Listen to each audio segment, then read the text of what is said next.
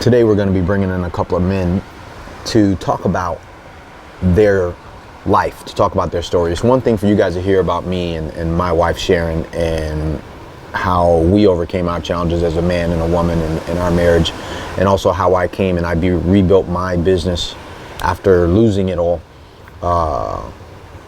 in 2007 when my wife was pregnant with Max and Leo, my twins at the time. But it's another thing to hear other men that are also entrepreneurial men and they have their own thing and they're under the same pressures about the things that they have to do in the world, as well as deal with being a dad and being a husband and all that stuff, and find out how they fought and got the things that they wanted in their life done. You know, I think the biggest part about their story is being able to hear them and get the contrast about where a lot of men are, which is why I thought it would be impactful, because these men and I worked together for a long time. They've been in Champion for years. I mean, we've trained together, we've done this stuff. As a matter of fact, I mean, we've come to this same beach that we call the Lockers and trained together here and worked out a lot of demons together inside of Selection and inside of Champion and some of the other training camps that we do. So today will be one of those days, but one of the biggest narratives I want you to get from hearing these guys is that no one came to save them, that while we all trained together, did all these things, they joined Champion, they became part of this brotherhood that we have, there was a fight that they needed to fight on their own. There was this thing that no matter what somebody gave them or the clarity that they got in themselves or the truth that they told about where they were, there was still a fight that needed to happen, and that wasn't something somebody could step in and do for them. This was something that they had to do for themselves. And it's one thing to hear my story, but then it's another thing to hear someone else's and recognize that that strength can be passed on from one man to another, and they did it, which is why I wanted you to hear their conversation about themselves and their lives. So that's what I want you to look forward to today. And that same conversation, again, I want you to spill it over to you. Like, some of their stories are going to be different, bigger than yours or less than yours. Maybe you are already where you want to be and you want more, or maybe you're where you don't want to be anymore and can't take it and are tired of settling for that. But the true narrative of this, all of this, is going to be that no one is going to come to fucking save you. You are going to have to put in the work yourself. And while you may have the support of this brotherhood, if you decide to join and come on board with us and stand shoulder to shoulder next to us, you still have to do the work. No one's going to save you and your family, but it takes you to start from that space in your head to get that done.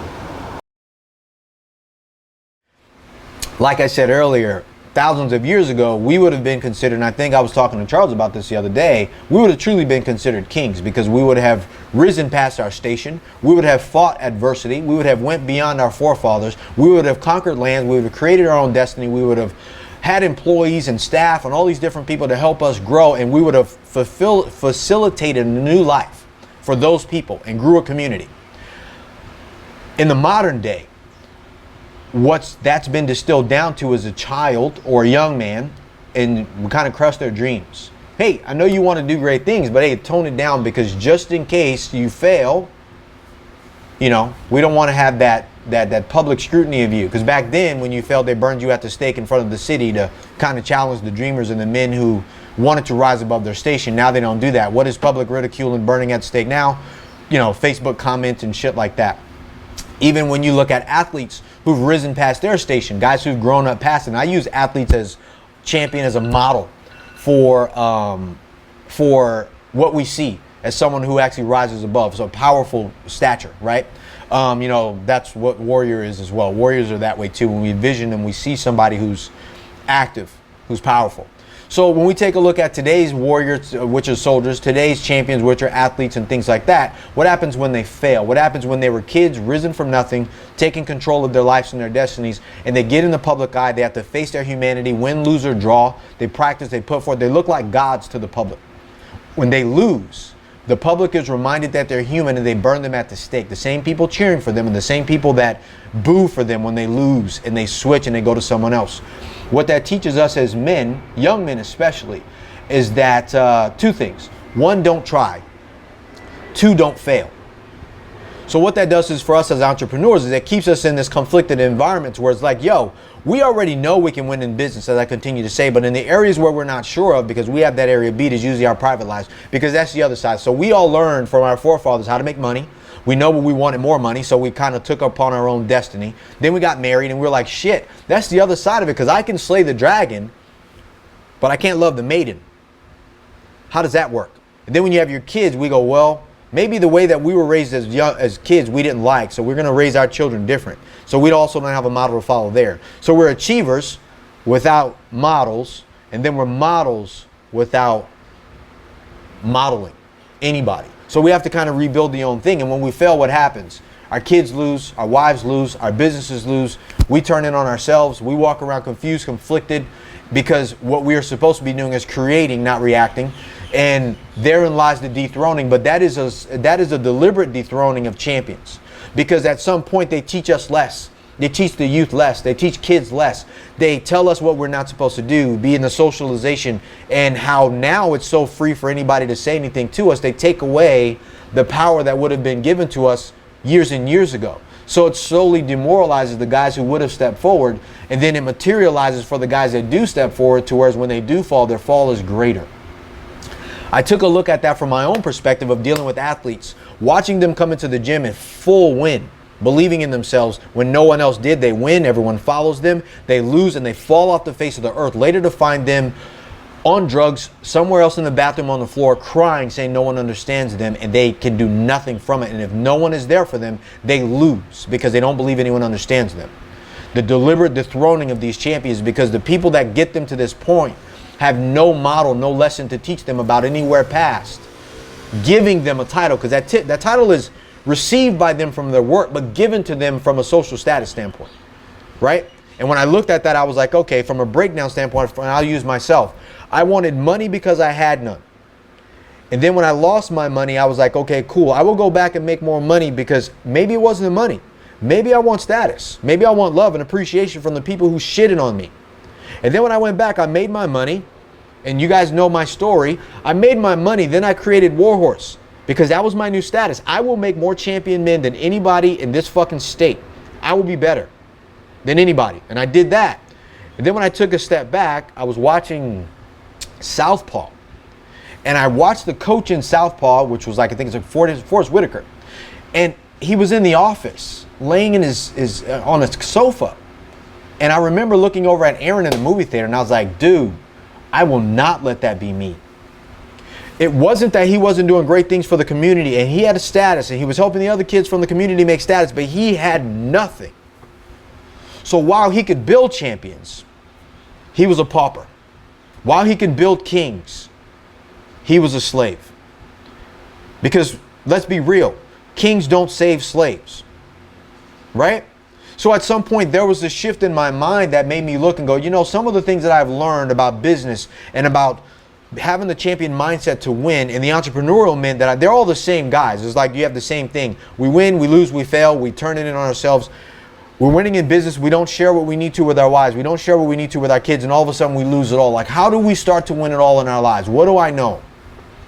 With the hundreds of thousands of dollars that I've spent, the hours and hours and hours that I've spent, and with all the time, even doing shit like this, trying to get my message out over the time, when I realized what my true purpose was to help men learn how to fight for their families and be champions, moving their ways and building their empires, not just financially, but also from their family perspective and who they are. I was left with that question. How did I solve my own question? Who am I? And then the next question behind who am I, without going to places to be able to find those answers for myself, turned into, so if I can't find out who I am, then what is it that I actually truly fucking want? Which led me down the line to really meeting a lot of you guys, which led me down the line to building Champion, Warhorse, rebuilding my empire around it, because what I wanted was a lot of money. I mean, we're real guys. I mean, we're not like the weak dudes who are like, I want to contribute to the world. Like, I truly wanted to make millions of dollars in a company, and I know you guys do too. You want to build something substantial, but I also didn't want to leave my family and my kids behind and fail as a dad along the way, so they grow up and say, you know, I never want to be like you. I want them to be greater. So those are some of the things that brought about this dethroning. So I saw, hey, look, if we have moved to a place of champion warrior kingdom, kings, building empires and things like that around us, rising beyond the station. And then as we get into the civilization and society aspect, the Goliath of the picture, whereas how society has slowly, deliberately dethroned men by saying, hey, don't win, don't do that. The godly perspective, like even in church, makes you feel bad about wanting more money, wanting to lust after your wife and have a deeper relationship than just surface holding hands and making babies. Saying like drop your kids off at children's church and you don't never get to share your lessons as it relates to your godly purpose as a man and the lesson that you've learned. Like all of those things have been taken away from us. So slowly but surely the throne of being able to build your own empire and be the champion for your family, your business, and the people that you're called to lead begin to go away. So how did we take that back?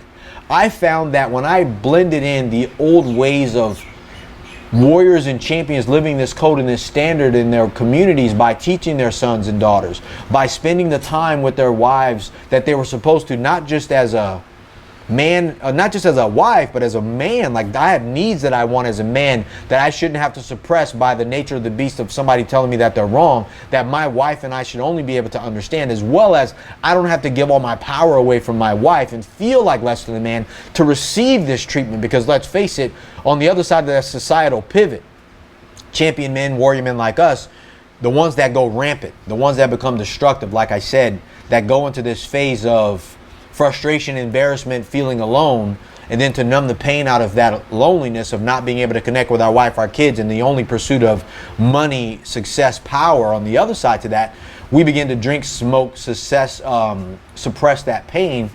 And most of the killing and the murders and all the other shit that you see out in the world right now come from warrior type men that are in conflict with their own selves because they feel like they have nowhere to go. They're not killing each other with prayer. They're killing each other with violence, the thing that we know how to do the fastest as men, the thing that we use to conquer, the same dark side that we use to make millions of dollars, grow companies, and rise above our station, are the same thing that these men are using to kill millions of people because they have no body. And that's what Champion's about. Being able to teach men how to be able to channel that dark side, the same thing that they use to be successful is the same thing that they don't have to hide anymore to numb the pain out of that because they're alone, that they can actually channel that into something that's constructive to be able to build something that they're proud of with men that'll challenge them to use it in the right way. So when I say the dethroning of men, that's where it came from. It was really just my seeking to understand who I am. I am a champion. I fought that battle and won. I rose from something that I always say, like, from nothing came a champion, and that was me. Just like you guys, like I'm sure nothing was handed to you, you built it. All the men that's come into champion over the years, all the fighters I've met, all the special forces candidates, other entrepreneurs that I've met over the years, I've rarely met anyone who's been handed something. And even if their families were well off, they built well beyond the stature of what their family could have ever built because they had vision. So really, I wanted you guys to kind of share. I mean, you guys, primarily most men like me, like I said, I can wage war in the marketplace all day. I can create business after business and eventually it'll make millions of dollars. That's what I'm fucking good at. I'm built for that. But what I'm not built for at times is dealing with, let's say, Sharon and I's responsibilities or that feeling and want to constantly conquer. Because when I'm not conquering, I'm reactive. And when I'm not reactive, I'm numbing out. And when I'm not numbing out, I'm totally numb to anything. Teo, would you mind sharing unmute yourself too and really share your story about you and where you are and how you've had to kind of step up and fight for your family and be the champion, really, and take the helm of the ship too. I appreciate you sharing that because there'll be men that'll get a huge benefit from that. Sure. Thanks for that, Vic. Can you hear me? Yes. Okay. So, by the way, this shirt comes in collar as well. If you guys are interested, you can just hit me up for that. I like that. So I was building my business and trying to be married. Had my first son. He's 6 now, and just trying to balance my life. And one of the things Vic and I talk about, and I talk to my clients about all the time as well, is having that balance in life and faith being an important part of that as well. So I kind of worked on that part of my life, and in doing so, at the same time, I was also expanding my practice to the mainland, working with people in California, And what ended up happening was, through all of this stuff, I was growing distant from my wife. She felt like I was dedicating too much time to kind of my relationship with God, as well as my business. And so I kind of got baptized into a new church, and she wanted to get divorced. She was like, you just, you're just spending too much time on other things. And I just continued doing what I was doing, which was building my practice, trying to tell her that I loved her, and working on that relationship with her. And then a number of things happened as well. My business started crumbling, and I really couldn't explain it. A lot of the things I was working on in California and had dumped a lot of money and time and energy into just started falling apart, for various reasons. And again, can't really explain how it all happened, but it was financially devastating. And then we were expecting Liliana, and on the 4th of July, 2014, after all of this stuff happened, she passed away 2 weeks before her due date. And that just was rock bottom. I was just mad. I was like, what else? What's next? Can't really take anything else from me. My wife was depressed. My older son, Luca, he was having a hard time understanding and dealing with it. And I just took time off from work as well. And that just made everything multiplied, the financial hardship as well. And, we're just sitting there with my wife and my son, and just kind of looking at life again. And at one point it just clicked. I said, I can't just sit here and do nothing and just be depressed or be there with my wife and not produce, because otherwise we'll just be on food stamps and be leeching off of other people's hard work. And I also thought to myself, is that the kind of role model that I want to be?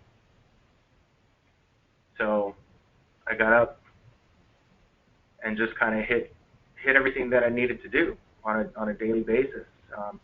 Work on myself and just continue to be loving and there for my wife, for my son, for my clients, for my friends, and just show up every day as the powerful person that I am. Ironic twist to the story is that a couple months later we found out we were having triplets.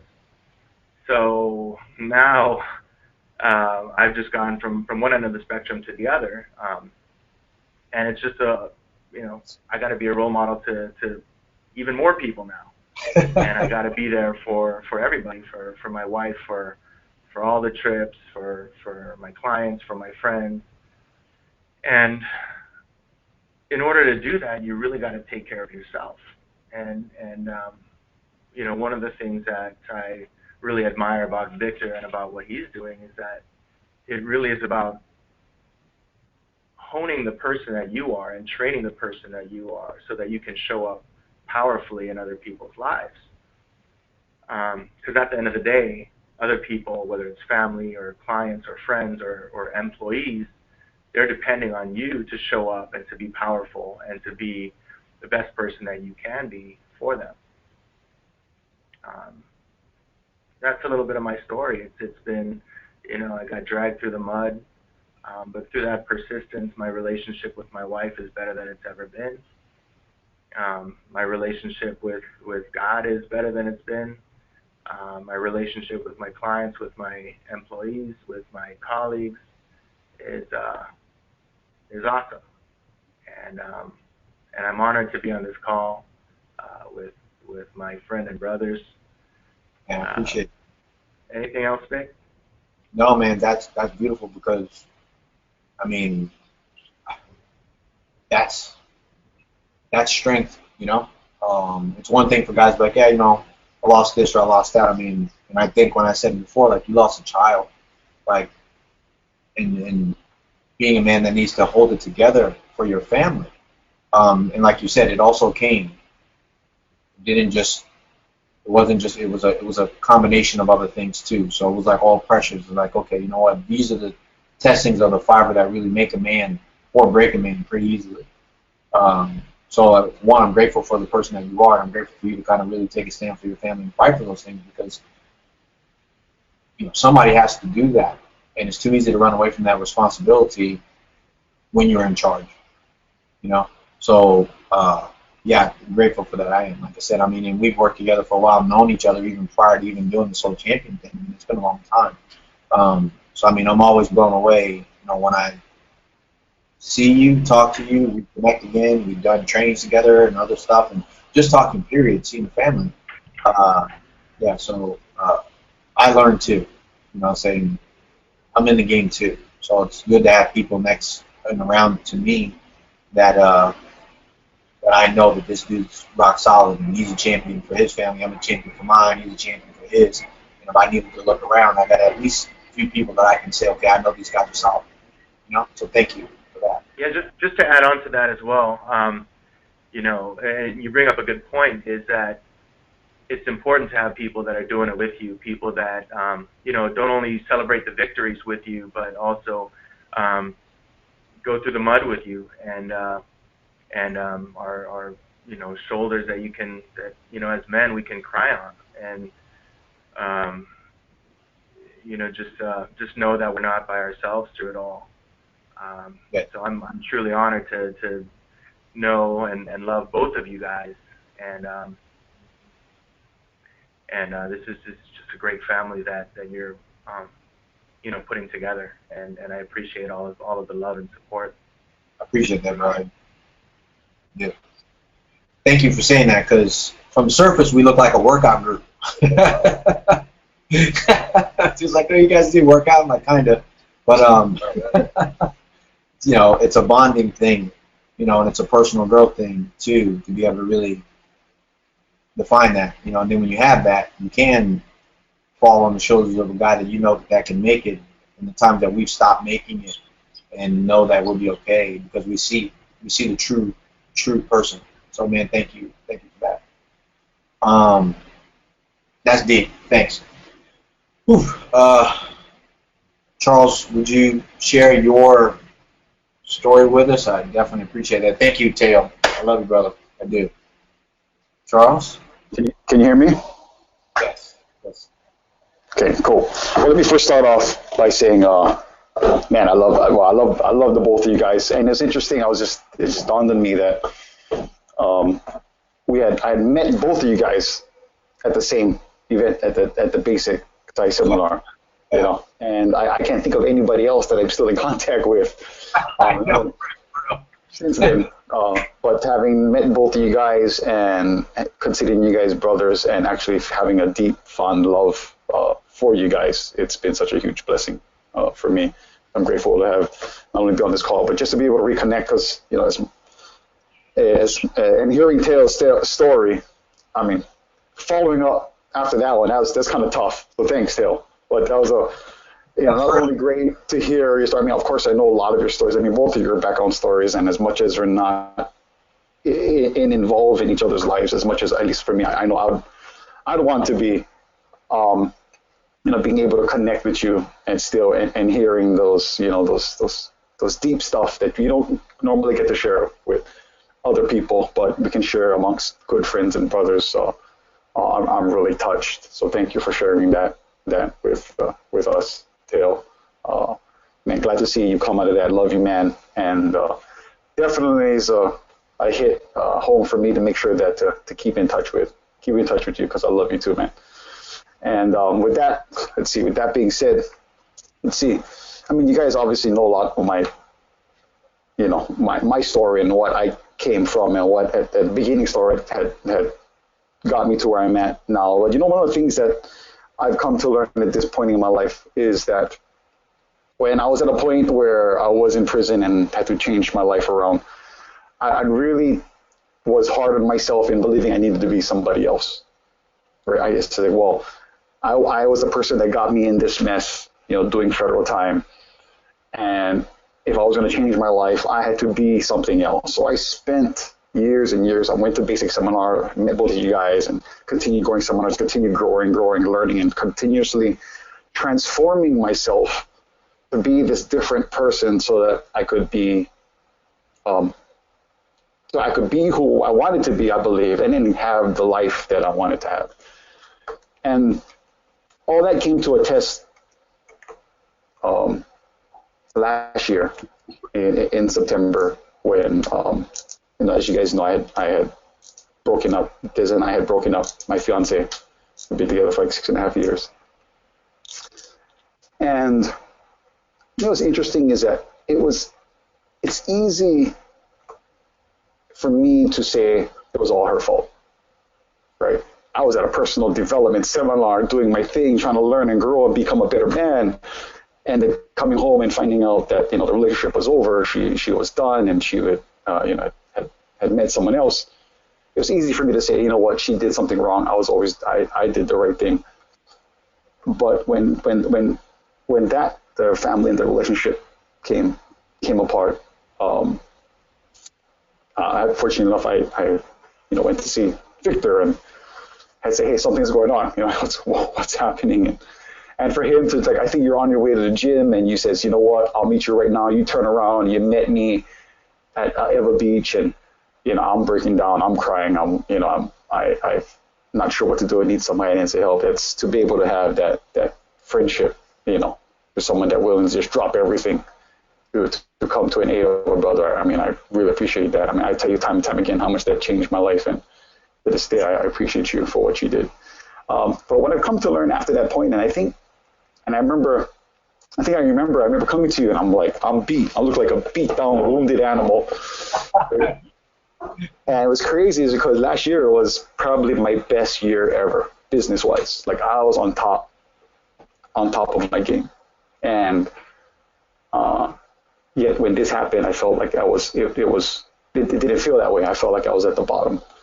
And I remember being with you, we're doing our walks and we're talking, and I don't know if you remember, but I slowly started to lift my chest back up, and it was like looking up, and my chest started coming out, and I'm walking, and I could feel this sense, and you said it best, is that me just being me again, finding who I am, and it really opened my eyes, and since then, my life has never been the same in the sense that, I don't know if what I do is right all the time.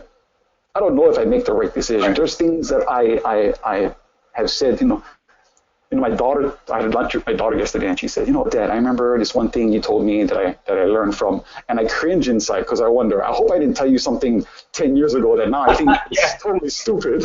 You shouldn't have listened to that. I didn't know what I was talking about.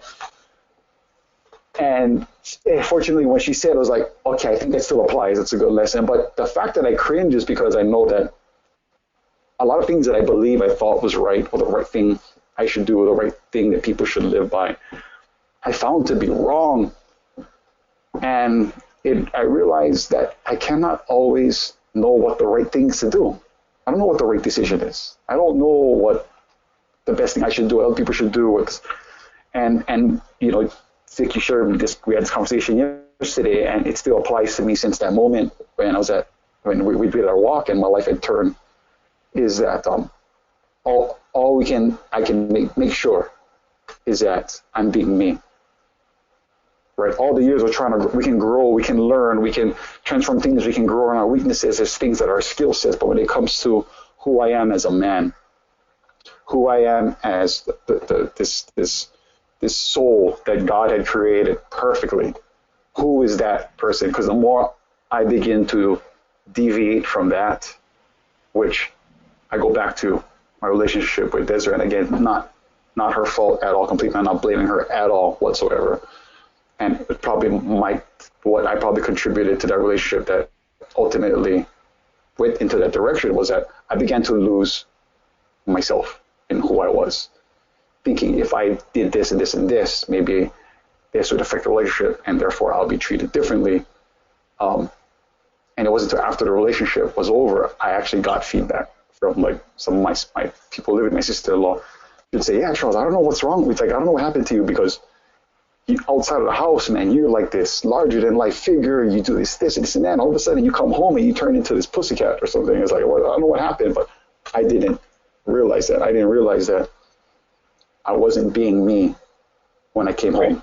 I unconsciously shifted into this different, what I realize now is this little kid that when I learned as a child, having a overbearing and abusive mom, what I needed to be to get the love, which means conform, which means be pleasing, which means, and I remember Des one time, she even said, she's like, you know what, something about, I don't want to be I don't want to be your mom or something, and I think ultimately that's what I did. Basically turned her into my mom, because I acted like this pleasing kid, right? So I lost losing that myself. And so my point is trying to get to the realization that, you know, I cannot guarantee I'm always going to know what's the right thing to do, but I know that without me being me who I truly am, without my fears or my past, without some habits that might come in without me noticing it, that if I get to a place where I can become me and do what's best for me, and not in a selfish way, maybe to some degree it's selfish way, but you guys know that I would never do it in such a way that would infringe or take advantage or cheat or anybody. But as long as I get to that place where I can make sure I'm whole and I'm me, I can make the best decision I can from that space. And always making sure that before I do anything, make sure I'm in that place, make sure, am I whole, am I full, am I fulfilled, am I truly me who I am, and have at my greatest self, and make those decisions from that place, as opposed from a decision of when I've shrunken, or out of fear, or what have you. So that was it for me. That was a game changer for me. And even though I get to, now that it comes up more often, I can recognize it. And we had the conversation yesterday. Again, was like, hey, what's going on? And I was like, wait a minute. There's no right or wrong. This is what do you want? This is you. What do you want? You know, I was like, okay, yeah, you're right. Because sometimes our habits or my mind will go into, oh, I should do this, and I shouldn't do that. What I should and shouldn't do, as opposed to, forget that. This is what I want. This is me. This is truly what my heart and my soul desires, and I don't give a shit what's right or wrong. This is me. And there's a lot of there's a real huge sense of feeling empowered, like my strength. I feel my manhood or my balls, I guess, if you will, come back attached to me. So I say thank you for giving me my balls back, Vic. I know you about to say that. I just kind of play with them. Yeah. But and not giving that up. You know what I mean? Just not giving it up. There you go. I'm holding on to these for a while. No, man. Again, I appreciate you guys, and you guys both. And you said something super important. I say it all the time. Like, it's not even about being perfect. It's just about making a choice, because we know the choice that we believe is the best for us. Like, it's constantly saying, hey, how do I make sure everybody's happy? It's like, how do I make sure that I'm in line? And I'm expanding who I am already, because being me doesn't mean being someone else, but that expansion of me now is going to be to the benefit of everybody, because every decision I make is going to always be to the benefit of everybody. And if I'm strong, I can carry the load. Mm. And that's what being a cheater, like I say, I use it all the time as a title, but it's different, because it's like, for me, it's like, that's what being champion is. And I think Teo said it, you've said it, I've said it. If I fall, you fall by default. So if I stay strong, then you automatically win. And Charles, you said the same thing. So it's always like taking a look at everything and going, look, what I said in the dethroning component. It's like, yeah, I may not feel right, or I may be told that this is wrong, but I can't deny the voice that's inside of me, my calling, that says, look, this is right. This is me. Any conflict I have has been keeping me stuck, and that is the dethroning element that's not allowing me to take a step up. If it's taken away, or I take it away from myself, it's there. And when I give that title back to me and I take a look at everything from that perspective, from a perspective of power, I can take a look at my house and say, you know, we will be okay. And then after that, you can take a look at the business, and we will be okay, because naturally when you step into the room, now all of a sudden everybody's like, shit, he's here, thank God. You know, they're not thinking you're coming, like you said. It's like that feeling to say, look, I'm in charge. Doesn't necessarily mean I have to dominate you. I'm in charge of me. So now when we have conversations, we are both, like I like to say, if I take my mask off and I'm exposed, I'm naked to who I am for you, and you've done that with me, now we're dealing with each other. But prior to that, I'm hiding. You know, so I'm not really at my full strength, and I won't allow you to be at yours, because I'm only going to share so much. You know? So it's just exactly what you said. So thanks for sharing that, because what happens is, you know, being in a space for each other that allows the other person to say, look, I'm going to fucking show up, and I'm expecting you to show up too. As a matter of fact, if you show up any less, I'm going to punch you in the stomach, and I'm going to punch you in the face, and I'm going to make you show up. Because at some point, you're going to stand strong and say, stop it, I'm ready. And I think all of us have been there, and thanks for sharing that, Charles, because that's what's up. Because it's never the thing that we've already been punched in the face for thousands of times that makes us take a step back. It's the one thing that we go, man. And I know that was mine too. My story was like, I needed to feel worthy. I wanted that. So when I went home, I was like, man, I wanted to prove that I was worthy. I wanted my mom to appreciate me through my wife, or I wanted my first wife to feel better about me because I was abusive. So I came here and really just kind of not stood for anything, you know. And like I said, if you don't stand for anything, then you'll fall for everything. So it's like, you know, I appreciate this story, man. I do, because like I said, it was always pivotal to me, because it's confirmation that I'm on the right path. Because, you know, God goes, hey, follow up with Charles, or call Teo. Like I told Teo, hell, I was working and Teo texted me. I was like, shit, man, I swear I was going to get in contact with you. And it was just like the truth, because I was working on the slides for what was supposed to happen today, but apparently God didn't want anybody to see that. So, but that's a wrap. So thanks so much, Charles, for sharing that, because again, it's proof. You know, it's truth, not proof. It's truth. Proof is any man is subjective. Truth can't be.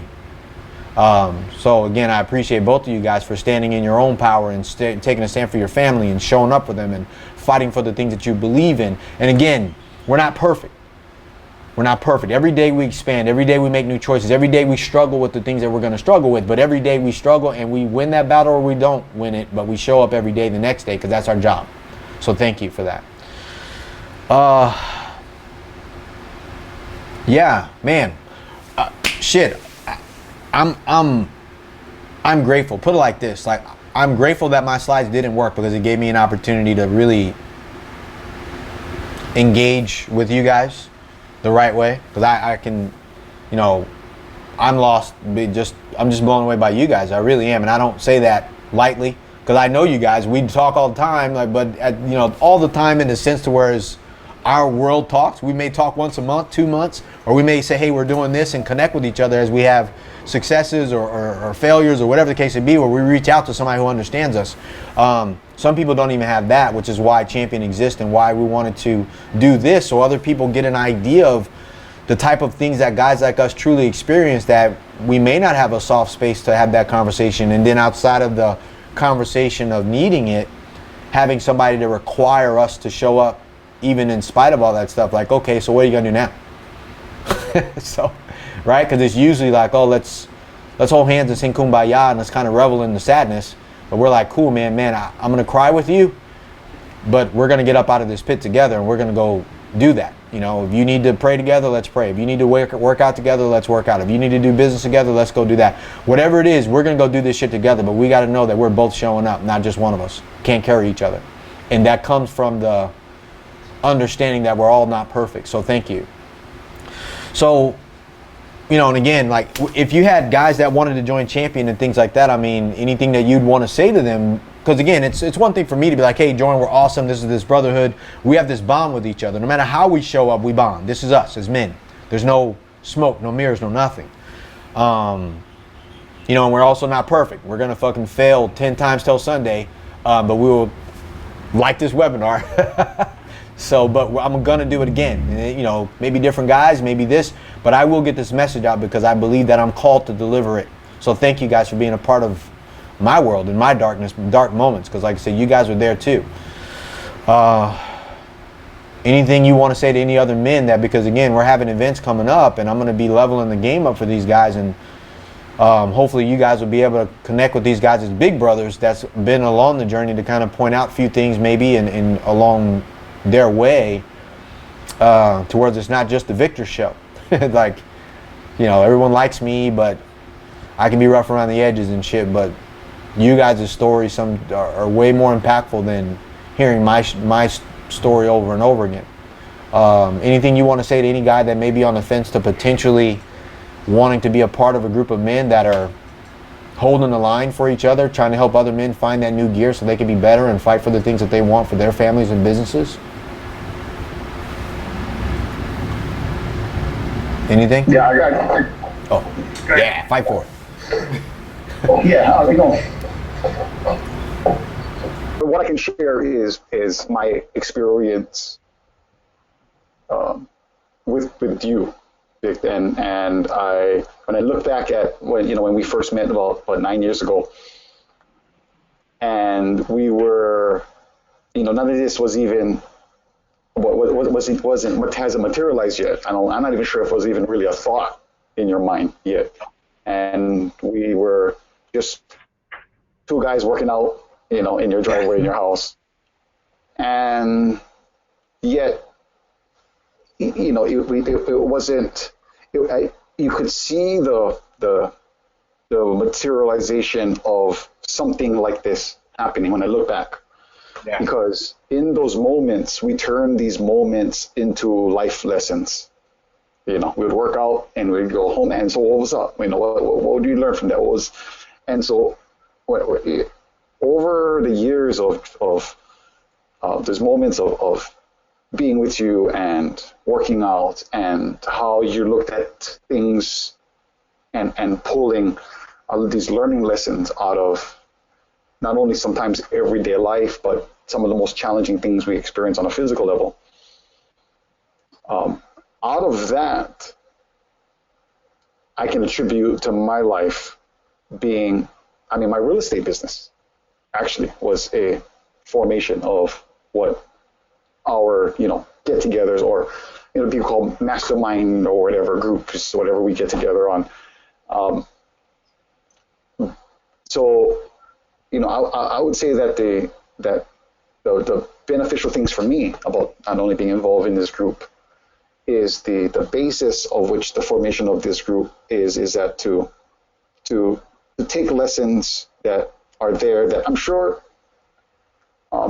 it's probably there for everybody, but without actually the help of some friends or brothers or people or coach like you to try to point that out to them. These change from everyday learning experiences or just a sucky day to a life transformational experience.